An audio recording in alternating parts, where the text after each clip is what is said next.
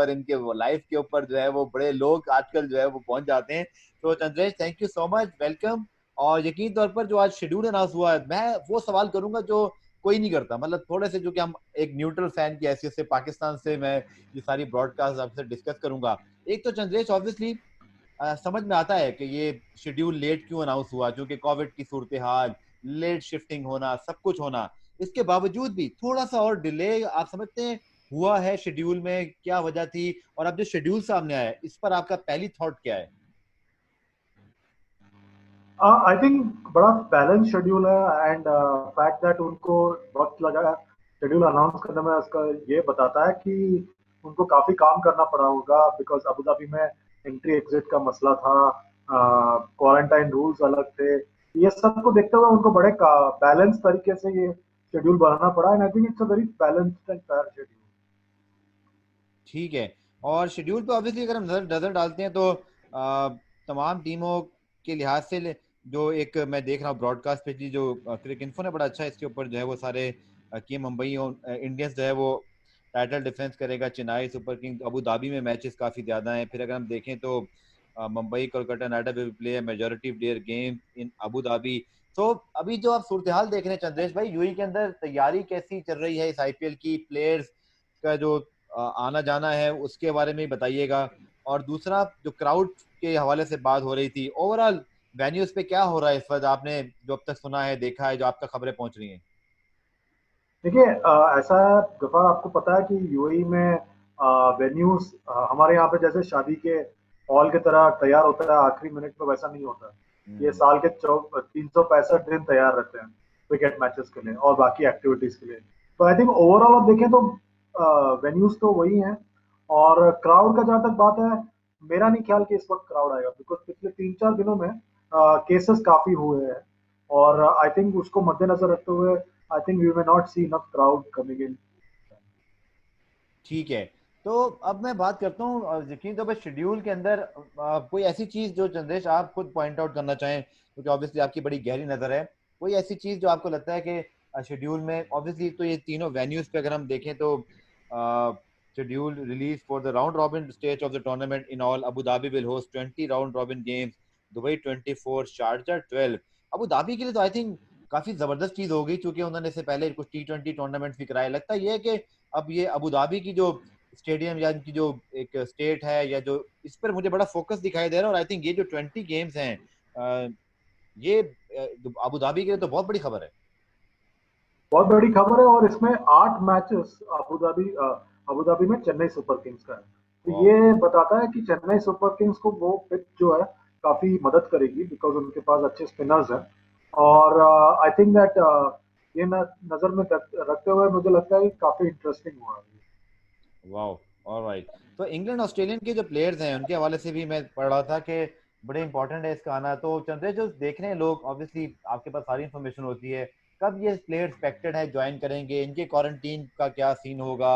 और उसके साथ साथ चूंकि इंग्लैंड ऑस्ट्रेलिया के बहुत सारे प्लेयर, बहुत की प्लेयर्स हैं अपनी अपनी टीम्स के, तो आप कुछ इससे कोई फर्क पड़ेगा, कुछ डिले हो रहा है, या समझते हैं नहीं इन टाइम ये सब ज्वाइन कर लेंगे? आई थिंक आप देखेंगे कि कोलकाता नाइट राइडर्स और राजस्थान रॉयल्स का मैच काफी देरी से हो रहा है। तो आपको इससे अंदाजा मिल जाता है कि वो उनको बैलेंस करते हुए उन्होंने किया हुआ है बिकॉज उनके प्लेयर 16 सितंबर तक बिजी रहेंगे इंग्लैंड ऑस्ट्रेलिया सीरीज में। तो उसके बाद करीबन 7 दिन का क्वारंटाइन भी आप पकड़ लें तो 22-23 तारीख तक वो खेल पाएंगे। इसीलिए वो सारा मसला बैलेंसिंग एक्ट करना पड़ा। आई थिंक दैट ओवरऑल आप देखें कि इंग्लैंड ऑस्ट्रेलिया प्लेयर्स के अवेलेबिलिटी को लेके अभी भी एक कंफ्यूजन सा है। अच्छा। बट अभी तक पता नहीं है वो क्या है स्टेटस बिकॉज क्लैरिटी नहीं मिली अभी तक बीसीसीआई से। ठीक है। और अब इन्होंने तय क्या किया है चंद्रेश, जो मैं इसलिए पूछ रहा हूँ कि आगे हम पीएसएल के लिए भी ये चीज़ फेस करेंगे, क्योंकि पाकिस्तान क्रिकेट बोर्ड ने भी 14 नवंबर अनाउंस कर दिया है। तो क्या अब जो प्लेयर्स आएंगे यूई में पहुंचेंगे, क्या क्वारंटीन पीरियड होगा? इससे पहले एक हफ्ता था मेरे ख्याल में चंद्रेश, जो मुझे याद पड़ रहा है कि एक हफ्ते तक आपने फिर टेस्टिंग होनी थी आपकी, तो वही रूल्स इन पे भी अप्लाई होंगे, similar rules? Similar rules apply होंगे बट अभी ये पता नहीं कि क्योंकि वो बायो बबल से ही आ रहे हैं जैसे ठीक है। इंग्लैंड और ऑस्ट्रेलिया के प्लेयर्स बायो बबल से आने वाले हैं। जैसे सीपीएल में भी जो प्लेयर्स हैं वो सीधे बायो बबल से आ रहे हैं। ठीक तो है। अभी पता नहीं कि वो रूल्स अप्लाई होंगे उन पे या नहीं। जैसे मैंने कहा कि कम्युनिकेशन थोड़ा और बेटर हो सकता है बीसीसीआई ओके, का इस मामले में। ठीक है। अब मैं बात करता हूँ जो ऑब्वियसली बड़े दिन से मैं खबरें पढ़ रहा था, हम जब बिजी थे थोड़ा सा पाकिस्तान के डोमेस्टिक मामलात में, और फिर उससे पहले Pakistan England T20 series, obviously Chennai super Kings के हवाले से पहले तो ऑब्वियसली बड़ी खबर ये आई धोनी रिटायर हो जाते हैं, वो आपके साथ भी मैंने इस पे शो किया था, डिस्कस किया हमने। फिर हम सुरेश रैना का सुनते हैं, फिर हरभजन सिंह। तो चेन्नई सुपर किंग्स के कैंप से चंद्रेश क्या खबरें हैं? बहुत बड़ी टीम है। आपने लास्ट टाइम मुझे Mumbai Indians Chennai super Kings के मुताबिक काफी डिटेल में बताया था सब कुछ। ये जो बैक टू बैक विड्रॉल हुए, क्या वजूहात हो सकती हैं, और इसका इस कैंप पे क्या असर पड़ेगा? और इससे जुड़ा हुआ सवाल चंद्रेश भाई कि कोई आने वाले दिनों में हम कोई और इस तरह की खबर एक्सपेक्ट तो नहीं कर रहे हैं? नहीं, मेरा नहीं ख्याल कि हम इसके बाद और कोई प्लेयर का एक्सपेक्ट कर सकते हैं। और जहां तक प्लेयर के पुल आउट का बात है, बहुत सारी स्पेकुलेशन है, बहुत सारी बातें हो रही है, बट बिना कोई सबूत के बात करना ठीक नहीं होगा। और ऑफिशियल जो लाइन है सुरेश रैना और हरभजन सिंह को लेके, हमें उसको ही स्टिक करना पड़ेगा।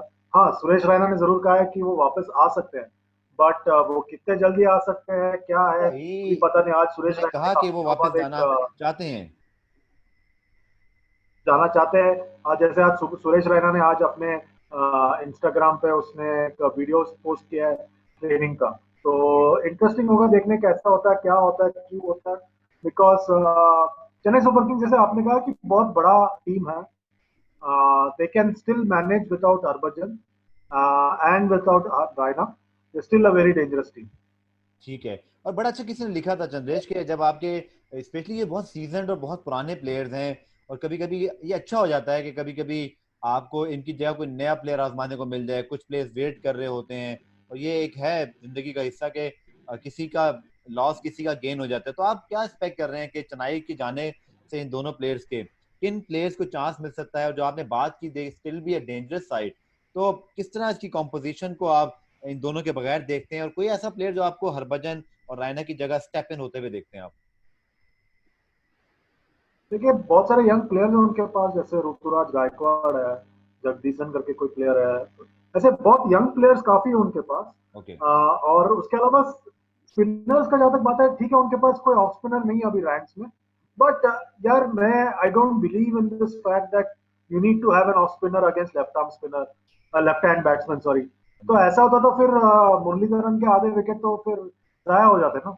और तो ये थियरी में मैं बिलीव नहीं करता। ओवरऑल आप जब देखें तो उनके पास पीयूष चावला है, करण शर्मा है, इमरान ताहिर है, मिचेल सैंटनर है और स्पिनर्स में। उसके अलावा उनके पास ऋतुराज गायकवाड़, जैसे मैंने कहा, वो can step in for Suresh Raina. Murali Vijay जैसा प्लेयर है। जगदीशन, जैसा मैंने कहा, काफी इंटरेस्टिंग प्लेयर है, वो आ सकता है टीम में। केदार जाधव है, और अंबती रायडू है। तो ऑप्शंस बहुत है उनके पास मेरे ख्याल से उनके टीम में। ठीक है। तो जनाब पहला मैच अगर मैं अब थोड़ा सा इसको वाइंड अप करते हैं जरा शेड्यूल के, अगर हम थोड़ा सा और स्टेप इन करते हैं, तो जनाब 19 सितंबर को 7 बजे Mumbai Indians Chennai super Kings. So I think बहुत जबरदस्त मैच है ओपनिंग यार ये, क्योंकि दोनों ही बड़ी टीम है चंद्रेश भाई, और आपकी तो बात से मुझे हमेशा ही अंदाजा हुआ कि आप दोनों इन दोनों पर काफी नजर रखते हैं, और जायंट्स हैं दोनों।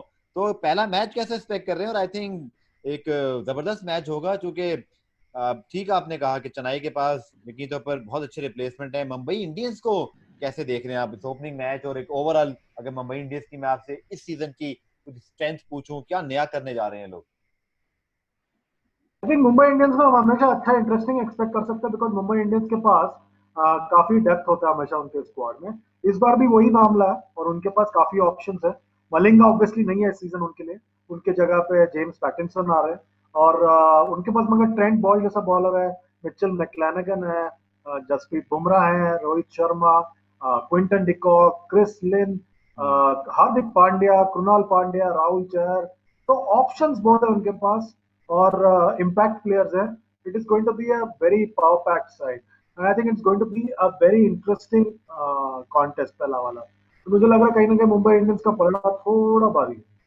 मैं आपकी आपसे बाकी टीमों के पूछूंगा, लेकिन बड़ा इंटरेस्टिंग मुझे एक सवाल ध्यान में आया चंद्रेश, क्योंकि आपने अब जब आप आईसीसी के साथ थे और जितने आपने टूर्स किए हैं, you know each and everything about UE3 venues, इनकी पिचेस का बिहेवियर।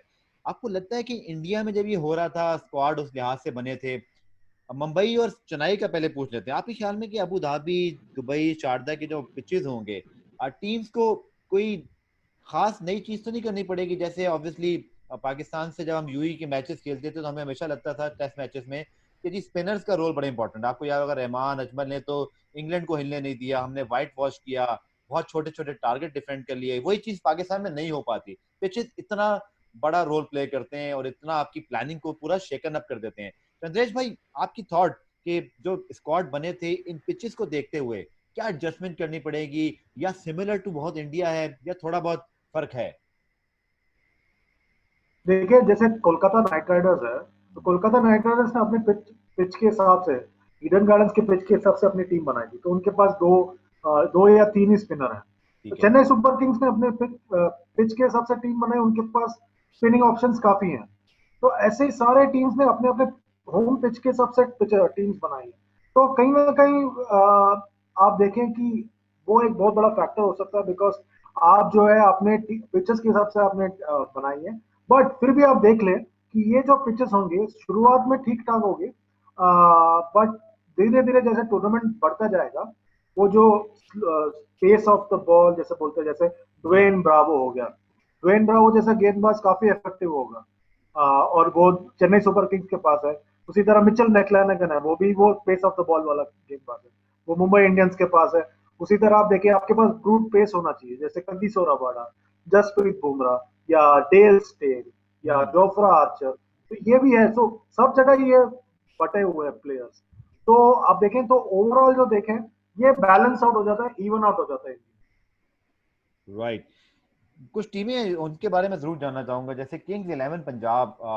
चंद्रेश, चूंकि आपने दोनों जायंट्स के बारे में तो बात की, किंग्स इलेवन पंजाब की इस बार थोड़ा सा, चूंकि ज्यादातर लोग पाकिस्तान में भी इसको देख रहे होंगे, कुछ इस टीम के बारे में भी अगर आप थोड़ा सा हमें इंफॉर्मेशन भी दे दें कि कैप्टन कौन कर रहा है, कोचेस कौन से हैं, कौन से की प्लेयर्स आपको किंग्स इलेवन पंजाब का थोड़ा सा अगर आप हमें चंद्रेश गाइड कर सकें। तो जैसे किंग्स इलेवन पंजाब में जो उनका डायरेक्टर ऑफ क्रिकेट है वो अनिल कुंबले है, जो राइट। कोचिंग में वापसी कर रहे हैं 3 साल के बाद। और उनके साथ एंडी फ्लावर असिस्टेंट कोच है, जॉन्टी रोड्स फील्डिंग कोच है, वसीम जाफर जो पूर्व भारतीय सलामी बल्लेबाज है वो बैटिंग कोच है, शाह लैंगवेल्ट बॉलिंग कोच है। उसके अलावा जो टीम देखे, केएल राहुल कप्तान है, करुण नायर जिन्होंने ट्रिपल सेंचुरी मारा है टेस्ट क्रिकेट में वो है, जी। मयंक अग्रवाल जो इंडिया के लिए टेस्ट क्रिकेट में ओपन करता है वो है टीम में, तो क्रिस गेल है, निकोलस पूरन जिसको बहुत काफी हाईली रेट किया जाता है वेस्ट इंडीज में, वो है इस टीम में, सरफराज खान एक यंग बल्लेबाज है। उसके अलावा आप अगर गेंदबाजी देखें तो उनके पास मोहम्मद शमी है, शेल्डन कॉटरेल है, और मुजीबुर रहमान है जो अफगानिस्तान का मिस्ट्री स्पिनर है। और आप देखें तो उनके पास ऐसा क्रिस जॉर्डन है जो इंग्लैंड के लिए काफी अच्छा T very good twenty T cricket twenty खेलते हैं। Bowler, yes. तो तो ओवरऑल आप जब देखें तो ये टीम काफी बैलेंस लगता है मुझे, and I don't think they will win, but they will challenge other side. और क्योंकि गेल नहीं खेले सीपीएल, तो मेरे ख्याल में किंग्स इलेवन पंजाब बहुत ज्यादा लुकिंग फॉरवर्ड होंगे कि उनको देखें, क्योंकि शायद सीपीएल खेल के आते चंद्रेश तो गेल इज समथिंग जो रिदम प्लेयर है, जैसे फास्ट बॉलर होते हैं, अगर वो उनका रिदम एक टूर्नामेंट से बना है, बट स्टिल ऑब्वियसली गेल के मुतालिक हम क्या कहें, मतलब he is the biggest T20 ever player, हम उनको कह सकते हैं। लेकिन अगर हम आगे बढ़ते हैं दिल्ली कैपिटल्स, सो चंद्रेश भाई कुछ इनके मुतालिक, क्योंकि कुछ ज्यादा जैसे Mumbai Indians, Chennai super Kings, Calcutta night Riders के होते हुए इन दो तीन टीमों के ज्यादा नाम तो नहीं आते, लेकिन पहले अगर हम दिल्ली कैपिटल्स की बात कर लें, कुछ इनके बारे में स्ट्रेंथ और इनकी आप क्या देख रहे हैं? दिल्ली कैपिटल्स के पास अच्छा स्ट्रॉन्ग इंडियन कोर है। ओके। उनके पास एक्सपीरियंस प्लेयर्स हैं, जैसे शिखर धवन हो गया, ईशांत शर्मा, अमित मिश्रा जो बहुत सक्सेसफुल रहे दिल्ली के साथ ओवर द ईयर। उसके अलावा उनके पास अजिंक्य रहाणे भी आ गए हैं दूसरे राजस्थान रॉयल्स से। यंग प्लेयर्स की काफी अच्छी बंच है, ऋषभ पंत, श्रेयस अय्यर कप्तान है, पृथ्वी शॉ है, और उसके अलावा काफी अच्छे इंटरेस्टिंग ओवरसीज प्लेयर्स भी हैं, जैसे क्रिस वोक्स और क्या नाम है उनका, जेसन रॉय इस बार पुल आउट कर गए, बट उनके जगह पे दो अच्छे प्लेयर आए, डैनियल सैम्स और साउथ अफ्रीका के आंद्रिक नॉटिये। कगिसो रबाडा है जो बिग फैक्टर हो सकते हैं मेरे हिसाब से इस आईपीएल में बिल्कुल। दिल्ली कैपिटल्स के लिए। तो ओवरऑल आप देखें तो उनके पास एक अच्छा कोर है, and I think they will do well this season. But I don't know how they will fit in all the experienced India players. ठीक है, सनराइजर्स हैदराबाद और इनके और रॉयल चैलेंजर्स बेंगलोर, जिनका ऑब्वियसली तीसरा मैच भी है इस आईपीएल में 21 सितंबर को, तो चंद्रेश भाई इन दोनों टीमों के मुतालिक भी कुछ जरूर बताइएगा। रॉयल चैलेंजर्स बेंगलोर में तो ऑब्वियसली विराट कोहली और फिर उनके साथ पूरा एक उनका स्टार्ट स्टडेड सारा मामला, और मैंने देखा कि विराट कोहली बहुत ज्यादा एक्टिव भी दिखाई दिए, जो जितने डिजिटल सेशन हुए, बड़े जबरदस्त टीम मैंने, क्योंकि आई थिंक शायद जब तक विराट कोहली आईपीएल खेल रहे हैं तो कोई भी प्लेयर इन और आउट हो जाए कोई फर्क नहीं पड़ता, तो विराट कोहली की ये वैल्यू है कि अगर वो आईपीएल में मौजूद है या किसी टूर्नामेंट में, तो he is the biggest star right now of world cricket. तो आई थिंक मुझे तो कभी भी रॉयल चैलेंजर्स बेंगलोर जरूर उनके शायद बहुत टाइटल नहीं है बाकी टीमों की तरह, लेकिन स्टिल एक नाम और ब्रांड वैल्यू है। जहां तक सनराइजर्स हैदराबाद का सवाल है, I think they have got a very good team. उनके पास डेविड वार्नर वापस आ गया एज कप्तान, केन विलियमसन है, जॉनी बेस्टो है, मनीष पांडे जैसा प्लेयर है उनके टीम में, और उसके अलावा आप देखें तो उनके पास मोहम्मद नबी और राशिद खान है, Shahbaz Nadeem left arm spin है, खलील अहमद है, भुवनेश्वर कुमार है। तो अच्छा टीम है। उनके पास वर्ल्ड कप विनिंग कोच है, Trevor Bayliss as their coach. उसके अलावा आप अगर रॉयल चैलेंजर्स बैंगलोर देखें, टीम तो अच्छी है, but I think that the problem is with the consistency of the selection. जो मैं पाकिस्तान के लिए भी कहता हूँ, उसी तरह मैं बैंगलोर के लिए भी कहूंगा कि उनको अपने सिलेक्शन में कंसिस्टेंसी दिखानी पड़ेगी, बिकॉज उनके बॉलर्स तो आप भी कह हमेशा रहे हैं कि रॉयल चैलेंजर्स बेंगलोर आईपीएल की पाकिस्तान है? नहीं नहीं नहीं नहीं, मैं उस तरह से नहीं कह रहा अच्छा अच्छा। हूँ, सॉरी, मैं उस तरह से नहीं कह रहा हूँ। मैं कह रहा हूँ कि उनको कंसिस्टेंट होना पड़ेगा। जैसे मैं पाकिस्तान के बारे में कहता हूँ अपने सिलेक्शन में कंसिस्टेंट होना चाहिए, उसी तरह आरसीबी को भी अपने टीम सिलेक्शन में कंसिस्टेंट होना पड़ेगा। देखिए, इस फॉर्मेट में बॉलर्स को डेथ ओवर्स में पिटाई होने वाली है। बिल्कुल ठीक। आप कुछ भी कर ले, पिटाई होने वाली है। वो माइकल होल्डिंग हो या शेन वॉर्न हो, सबकी पिटाई बिल्कुल होगी ठीक। इस फॉर्मेट में। तो मेरे ख्याल से कहीं ना कहीं आई थिंक समबडी लाइक अ विराट, थोड़ा और पेशेंट होना पड़ेगा उनके यंग गेंदबाज के साथ, बिकॉज उनके पास नवदीप सैनी है, मोहम्मद सिराज है, अच्छे यंग गेंदबाज है। और आप देखें कि आपके पास उमेश यादव का एक्सपीरियंस है। बट इस बार अभी इसके लिए बहुत अच्छा ये हुआ है कि उनके पास मोइन अली भी है, पिछले साल भी थे, डेल स्टेन का एक्सपीरियंस है, क्रिस मॉरिस है, तो उनके पास ऑप्शंस हैं। और एक इम्पॉर्टेंट फैक्टर ये है कि उनको ये देखना पड़ेगा कि वो एक टू मैन टीम ना बन जाए, कि डेविलियर्स और क्रिस अपना विराट कोहली खेले तभी रन बनाए, ऐसा वाला टीम ना बने।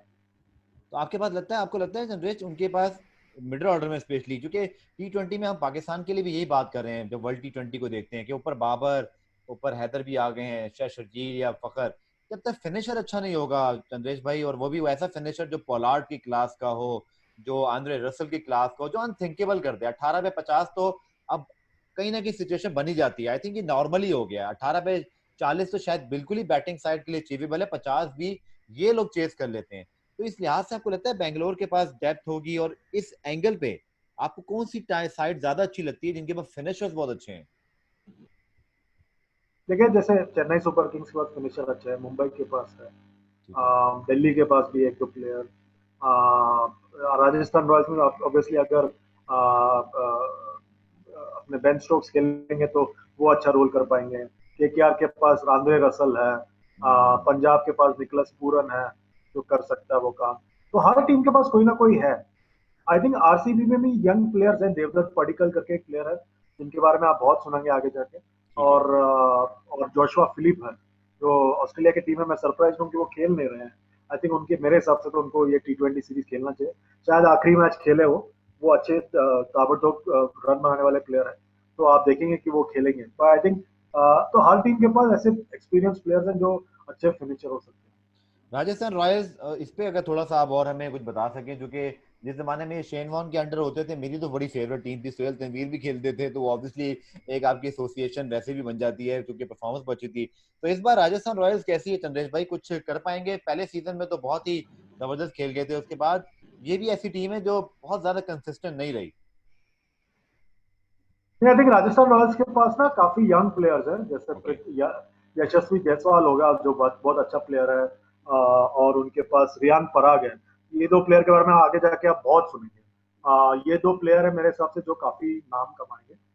उसके अलावा तो उनके पास जॉस बटलर है, Jofra Archer, Steve Smith, Ben Stokes, Oshane Thomas, काफी इंटरेस्टिंग स्क्वाड है उनके पास.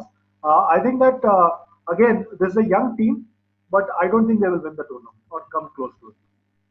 तो जनाब शाहरुख खान की टीम कोलकाता नाइट राइडर्स, वो तो आजकल सीपीएल में भी छाए हुए हैं और हमेशा बहुत अच्छे इनके भी ब्रांड वैल्यू, नाम बड़े, फिर ऑब्वियसली जहाँ शाहरुख खान किसी टीम के साथ हो तो कम से कम उसकी एक फैन फॉलोइंग तो बहुत तगड़ी हो जाती है, चेन्नई की ऑब्वियसली धोनी की वजह से. तो इस बार कैसा है चंद्रेश भाई, क्या एक्सपेक्ट करें हम कलकत्ता नाइट राइडर्स से? कौन इसको लीड कर रहा है, कोचेस वगैरह, मेन प्लेयर्स जो आप हाईलाइट करना चाहें?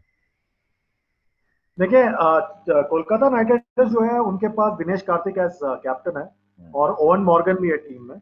आई would have expected Morgan to be the captain, ठीक है. बट केकेआर का चॉइस है वो. उनके पास यंग प्लेयर है शुभमन गिल, जो काफी इंटरेस्टिंग होगा उनको खेलते हुए देखना. और उसके अलावा आप देखें कि उनके पास आंद्रे रसल है, सुनील नारायण है, उनके पास पैट कमिंस का पेस है, लॉकी फर्ग्यूसन है. अच्छे यंग गेंदबाज हैं, ठीक जैसे है. प्रसिद्ध कृष्णा है जो बहुत जल्द इंडिया के लिए T20 क्रिकेट में खेलेंगे. उसके अलावा शिवम मावी और कमलेश नागरकोटी हैं, जो अंडर 19 वर्ल्ड कप में उन्होंने धूम मचाया था अपने पेस से. और कुलदीप यादव का लेफ्ट आर्म चाइनामैन है. तो ओवरऑल देखें तो टीम अच्छा है. जैसे मैंने कहा था, उन्होंने अपना टीम ईडन गार्डन्स के लिए बनाया था, बट अनफॉर्चुनेटली उनको चेंज करके प्लान अभी इसमें अडॉप्ट करना है. कोचेस जो उनके पास, ब्रेंडन मैकलम हेड कोच है जो उनके टीकेआर के भी कोच हैं, और उनके पास काइल मिल्स है एज बॉलिंग कोच. तो ओवरऑल देखें तो उनके पास अच्छा टीम है. Expect them to be in the top 4 in the tournament. ठीक है. आखिर में चंद्रेश भाई, यूई में लीग का होना, मैं जरूर चाहूंगा कि आपकी अपनी चार वो टीम बताएं जो आपको लगता है कि वो ज्यादा आगे जाएंगी, जिनको आप एक्सपेक्ट कर रहे हैं, top 4 teams you expecting. I am expecting teams like Mumbai, Delhi, Chennai, and Kolkata to ठीक है. be in the top 4, and I think that you will see that Kings 11 Punjab pushes these 4 teams. ठीक है. आखिर में एक चीज बड़ी important है, ऑब्वियसली फाइनेंस का मैटर है चंद्रेश भाई, क्योंकि इस बार वो बड़ा इजीली सारा कुछ ट्रांसलेट तो हो गया जब स्पॉन्सर गया, उसके बाद नया स्पॉन्सर आ गया. इस बार क्राउड नहीं है. क्राउड जब आता था तो इंडिया में तो खैर आईपीएल जाने इसी वजह से जाता है, किसी इंटरनेशनल टूर्नामेंट से भी ज्यादा वहाँ चीजें हम देख रहे होते हैं. तो एक तो क्राउड का ना होना चंद्रेश भाई, दूसरा जो स्पॉन्सरशिप मिली है, और टीमों का क्या हाल है, क्योंकि पाकिस्तान में भी हम यही बात करते हैं चंद्रेश बहुत ज्यादा कि फ्रेंचाइजीज का स्ट्रांग होना बहुत जरूरी है, और हमारे यहाँ भी आहिस्ता आहिस्ता ये चीजें बेहतर हो रही है, लेकिन अभी भी परफेक्ट सिचुएशन नहीं है. डू यू थिंक कि यूई जाने से टीमों को उनकी इनकम पर, उनकी रेवेन्यू पर कुछ असर पड़ा होगा, या आपको लगता है कि चीजें बिल्कुल सेम टू सेम है जैसे कि लास्ट ईयर थी? सेम टू सेम तो नहीं है. अच्छा. रेवेन्यू में असर तो पड़ा है, बट जहाँ पे सपोज वो 150 करोड़ कमा रहे थे, 100 करोड़ कमा रहे हैं. हम्म. तो आप उसको किस तरह से देखेंगे? हम और आप रहेंगे तो हम सोचेंगे कि 100 करोड़ भी ठीक है. एग्जैक्टली. प्रॉफिट और बहुत ज्यादा है और थोड़ा कम हो गया तो बहरहाल प्रॉफिट तो प्रॉफिट है, और आपने इन्वेस्ट किया हाँ, और प्रॉफिट तो कमा रहे हैं. तो इस हालात हाँ, में तो मेरे ख्याल में कोविड में ये लीग ही होना बहुत बड़ी सक्सेस है, और सब इस पे खुश होंगे कि कुछ ना होने से इतना कुछ आ रहा है. तो ये बहुत, ये नहीं, ये भी नहीं कह सकते बेहतर है, बहुत बेहतर है ये. हाँ. मैंने. बीसीसीआई ऑब्वियसली उनको नुकसान तो हुआ है because title sponsor walked away, but फिर भी उनको 50% पे मिला स्पॉन्सर, हम्म, मतलब compare to the previous sponsor. But फिर भी वो काफी है, 222 करोड़. प्लेयर्स एक है जिन पे कोई असर नहीं पड़ रहा. ठीक है. वो जिस रेट पे बिके थे उसी रेट पे उनको मिलेगा. वंडरफुल. तो फिर मेरे ख्याल में कोई इशू नहीं होना चाहिए, जो कि प्लेयर्स अगर खुशहाल हैं तो गेम खुशहाल ही समझा जाएगा.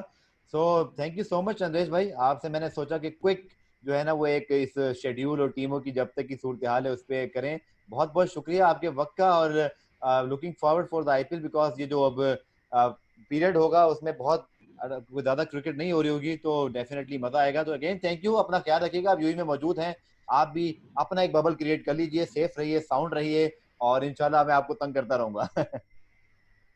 बिल्कुल, बिल्कुल, बिल्कुल. ऑलराइट. थैंक सब यू. देखने वालों को शुक्रिया, और इंशाल्लाह जो सवाल आप करना चाहें, कमेंट्स करना चाहें और रिव्यू तो दूर कीजिएगा. इंशाल्लाह मैं चंद्रेश भाई को आने वाले दिनों में, स्पेशली लीग से कुछ दिन पहले, जरूर मैं दोबारा इनको पकड़ूंगा और हम बात करेंगे थोड़ा सा जो कमिंग टू द पॉइंट, उस पर जो भी अपडेट्स होंगी. तो देखने वालों का बहुत बहुत शुक्रिया. Take care. Goodbye. Thank you.